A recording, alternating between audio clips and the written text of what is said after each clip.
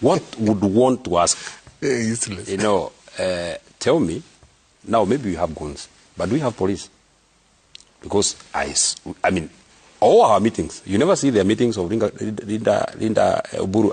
Linda Ground. No, not Oburu. Oburu is the party. Linda Ground. Linda Ground.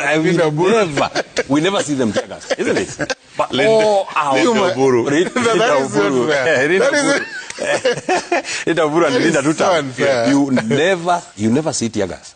You saw on that team attack. And by the way, even before you say that we have to spend a lot of money, when Rigathi Gachagua went to the US, remember, I personally, you not call me a billionaire like gender.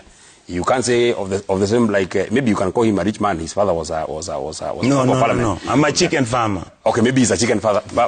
But if he's a chicken farmer, maybe a Myanmar. So gender's a billionaire. Yes, he's a billionaire. I mean, okay. Tom is big. Tom is big.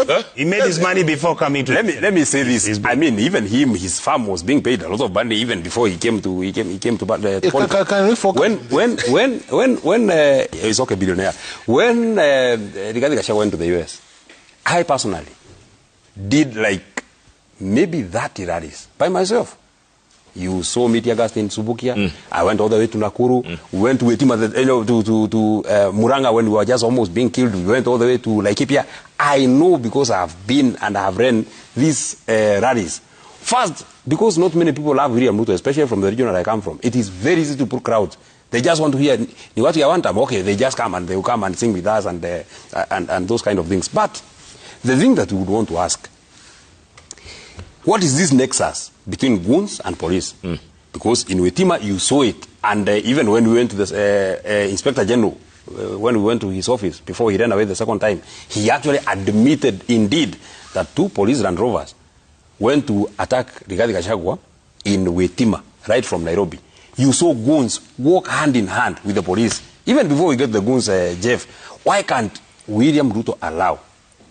Everybody has freedom of association. Yeah. Everybody should be able to campaign the best way within the law. In fact, what I say is this: if William Ruto and his two-term people want to come to campaign in my village in Jambini, if I think they have really hurt my ego and emotion, because I think that is what really hurts William Ruto when we tell him that indeed you have this presidency and we are the people. Actually, Ojenda, on this bench, I'm not sure of the person who is on the extreme left, but at least I know on this bench I might be the only person who voted for William Ruto. You never voted for him. I voted for him. You didn't vote for him. I didn't vote for him. I don't know of the guy on the Prof. I highly suspect. But even so, and you left him. So if the president and his team were to come to Jambini, they should say no goons. They should. No, you leave them. Guys have goons. No. Jeff, I have a contrary opinion. I think Parliament, in this case, the National Assembly, under Article 95, with obligations, legislative oversight and representation, and Senate under Article 96, have a duty, 1, to enact law, and we are doing very well in that regard. Number 2, representation. We represent and raise the issues that touch on the public. I think we do quite a good job there. Now, oversight is where there's a problem. And oversight, because we are oversighting governors and people feel that they should not be oversighted. And if you look at the chapter on public finance, chapter 12 of the Constitution, it's our old framework. And that framework is intended to build, to ensure that devolution is built as intended by the Constitution. Yeah. And of course, that then, we just voted in, we'll be voting in, we voted in for 420 billion down to counties. My own county got about 8 billion, while that will go to recurrent and other development questions. Jeff, the concern is this. How can governors, and I like what Methwa said, that the oversight years, we've been oversighting years before some of these governors were elected into office. Now we've got to the crucial years when they're in office, and therefore we'll be oversighting questions that they are responsible for. So the excuse of non-appearance, the excuse of blaming another governor who was in office doesn't arise for first-term governors. But I'm not saying that Senate is entirely clean or the National Assembly is entirely clean. I think that it is important for those governors to say that they've been asked for money, to name the individual senators or MPs, because they are accomplices. You cannot fund or pay funds to let the legislature look the other side and not be guilty, because both of you are partners in crime.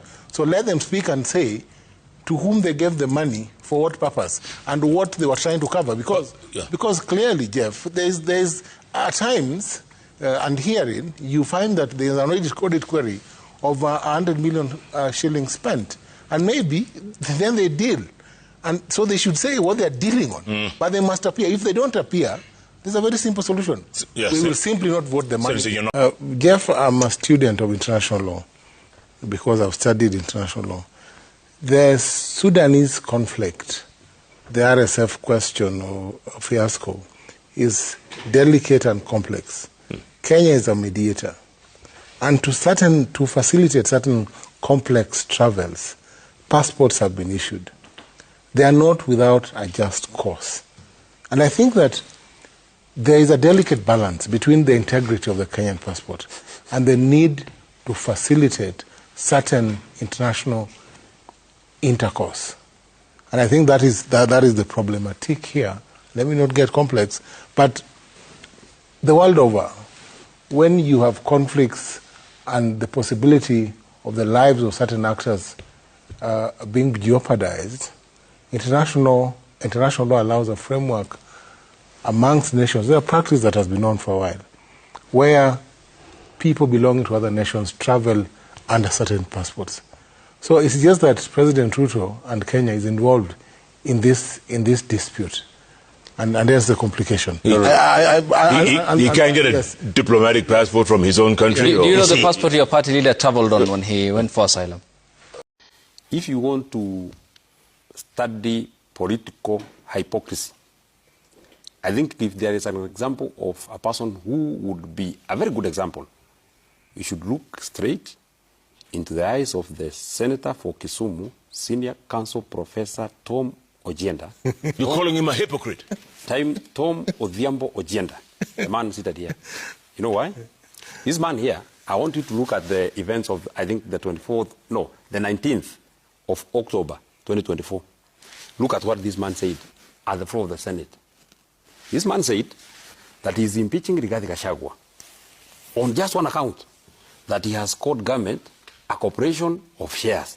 Now he's now speaking about very same thing here. Him and his ODM Asili team are now asking 50% share of government. Him. I'm not speaking about any other person. Him. Now, just wait. You are a member of the ODM Asili. In fact, your own party leader. Your own party leader. You have one party leader. Yeah, you have. Yes, you have one. Buru Odinga. Yes. Your party leader. Kenzi. Yes. Only. Your party leader actually said that once the NEC has spoken, that is the position of the party. So that is your position. Point number 2. Now Kenya, unfortunately, has become a safe haven for criminals and gangs. You know, Rigathi Gachagua said that President William Ruto has direct interests with the RSF. He initially denied. But you know what?